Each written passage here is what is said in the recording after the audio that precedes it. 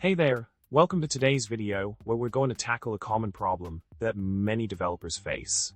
The issue at hand is navigating to a specific page in Jetpack-Compose when the view model initializes.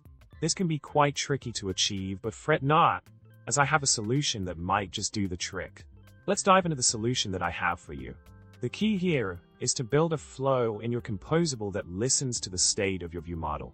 By using a launched effect, we can check if a certain condition is met in the state and then navigate to the desired screen using the nav controller. This neat little trick ensures that the navigation happens seamlessly when the view model initializes without any hiccups. Now, let's continue exploring the solution further.